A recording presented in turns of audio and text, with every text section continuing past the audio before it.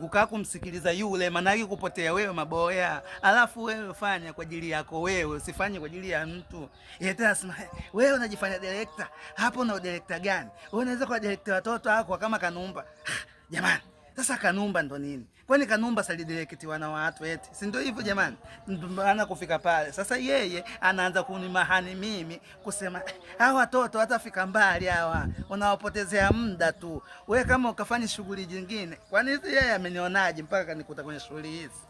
Sasa ameniona nafanya vizuri Sasa hapa kusema wepo Kanumba ndo alifanya vizuri sana. Wewe wakati ni ukuta, wakati wake marehemu umepita, mwacha hapo muzikie, msisemange. Ndo kama sasa hivi hapa Diamond sinamuona sio nsani nzuri ninasema nsani nzuri Alikiba. Basi huyu Diamond akija kufa nyinyi mtanitangaza vizuri na kumuona wa samani.